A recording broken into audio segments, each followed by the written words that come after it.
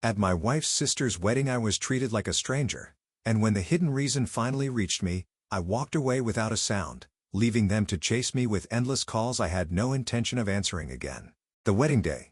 Silence. The church bells rang brightly and the hall buzzed with laughter, but for me it was strangely quiet. I stood at the entrance of my wife's sister's wedding, bouquet in hand, ready to greet her family. It should have been a joyous day. Family gathering, celebration, unity. So, I smiled politely, approached her parents, and said warmly, "Congratulations." But her father barely nodded. Her mother didn't even meet my eyes. When I reached my wife's sister dressed in white, I repeated softly, "Congratulations." She turned her face away as though I wasn't even there. Not a word, not a glance. I felt dozens of eyes on me, the whispers circling, but no one explained. No one offered me a seat, a smile, or even a scrap of acknowledgement, and that's when I realized this wasn't forgetfulness. It was deliberate. Something was going on, something they hadn't expected me to discover. The reason they ignored me. I slipped out of the banquet hall, the laughter echoing behind me like a cruel reminder. My chest felt heavy, not with sadness, but with the weight of being treated like I didn't exist. On my way to the lobby, I passed two of her cousins whispering. They didn't notice me standing just behind the column. Her father said not to acknowledge him at all. He's not real family. Yeah, apparently the groom's side didn't want any association with him. They think he's beneath them. Their giggles cut sharper than any slap. Then my phone buzzed. A single notification from an old colleague I hadn't spoken to in years. "Hey, I just saw something weird. Why is your wife's family spreading rumors about you at the wedding?" Attached was a photo taken at one of the pre-wedding gatherings. My name had been left off the family seating chart, crossed out in thick black ink. They hadn't simply forgotten me. They had erased me. I stood there staring at that photo, listening to the faint sound of music and clinking glasses from the hall. And then, without a word, I straightened my jacket, walked past the lobby doors, and left the ceremony altogether. As I stepped into the quiet night, I didn't feel weak. I felt calm because I knew something they didn't. When people choose to publicly disgrace you, they forget that disgrace has a way of echoing back. By the time I reached my car, my phone was already buzzing. One missed call, then another, then 5, then 10. I turned it off. And for the first time that day, I smiled because whatever they had planned for me was about to backfire in ways they couldn't imagine. The calls that changed everything. As I drove away from the wedding venue, the phone on my passenger seat lit up again and again. One missed call, then 5, then 10. Just hours earlier, they had acted like I was invisible, erasing my name, smirking as if I didn't belong. And now they couldn't stop calling. Her mother, her father, even her sister, the bride, whose eyes had refused to meet mine earlier. The hypocrisy was almost laughable. What they hadn't realized was that their little act of humiliation hadn't just stung me, it had exposed them. The cousins' whispers, I overheard, the seating chart photo with my name crossed out. My sudden, quiet exit. Guests had noticed and whispers had already begun swirling inside that hall. Guests asking why did he leave? Why wasn't he treated as family? Their perfect facade was cracking and they needed me back to patch it up. I parked the car at a quiet overlook, switched the phone off entirely and let the night wrap around me. Their frantic calls, their desperation, all of it melted into silence. And in that silence, I smiled because finally they were the ones left scrambling. They thought they could erase me with whispers and crossed out names, but by erasing me, they had erased their own mask. And soon the whole world would see it. The fallout at the reception. Back at the wedding hall, while I was sitting in peaceful silence with my phone turned off, chaos was unfolding. At first, it was whispers. Didn't he just leave? Why wasn't he sitting at the family table? Why was his name missing on the seating chart? In a room filled with wealthy in-laws, old friends, and business associates, appearances meant everything. And now their perfect wedding was beginning to look like a scandal. Her father, red-faced and sweating, tried to laugh it off when people asked where I was. Oh, he had an urgent call. He'll be back. But when an hour passed and I didn't return, his excuse fell flat. Her mother, desperate, started making calls right there in the hallway, her voice sharp with urgency. But of course, my phone was off. The guests noticed. They always noticed. The bride herself, the one who had turned away from me coldly earlier, was furious. Where is he? People are asking questions. He's embarrassing us.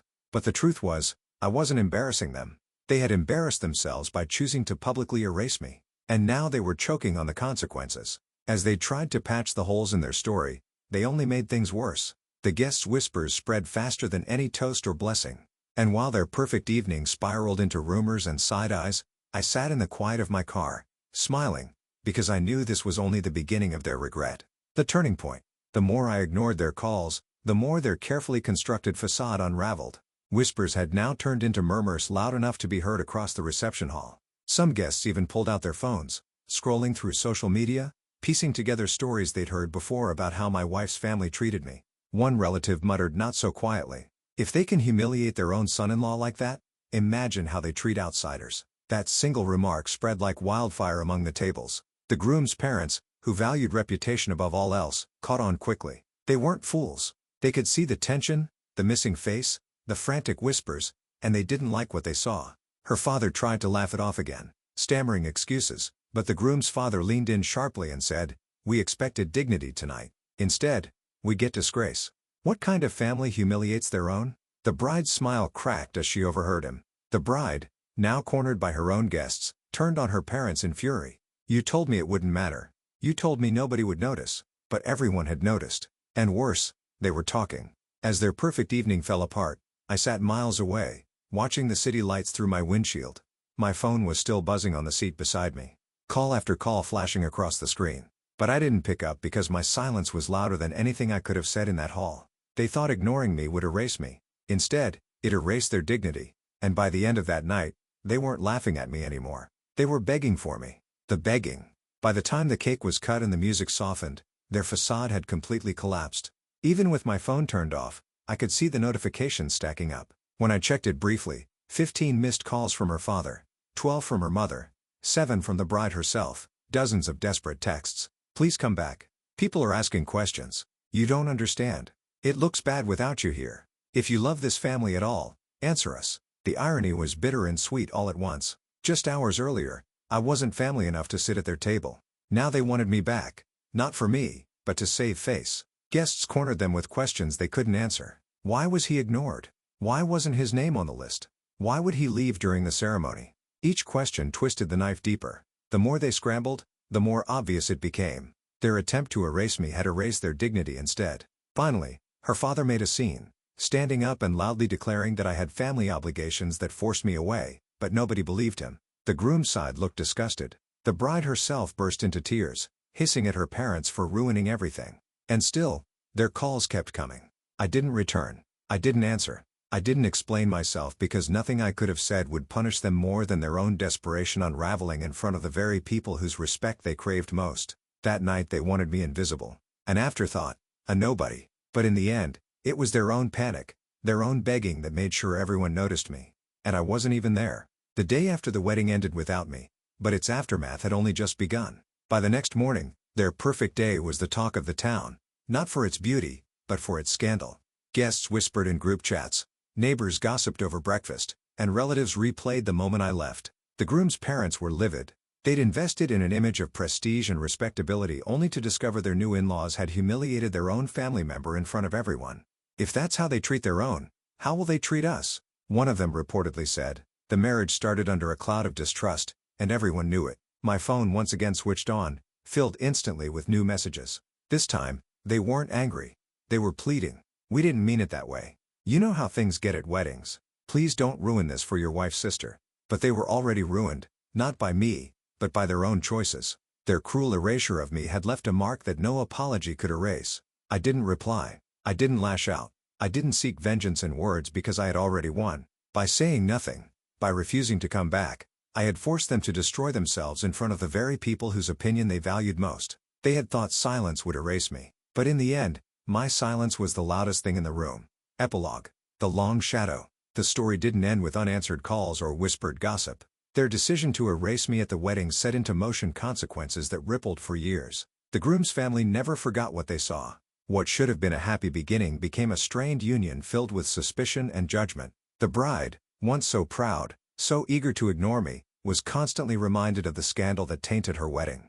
Every argument with her husband circled back to that night. "Your family humiliated him. How can I trust you to respect mine?" The perfect image her parents wanted cracked and it never healed. In their social circle, dignity mattered as much as money, and the whispers never stopped. People remembered how they treated me, how quickly they panicked, and how desperately they begged afterward. Their arrogance had made them look petty, and their desperate calls made them look weak. No amount of charity dinners or polite smiles could erase that memory. They had exposed their true selves and society never let them forget it.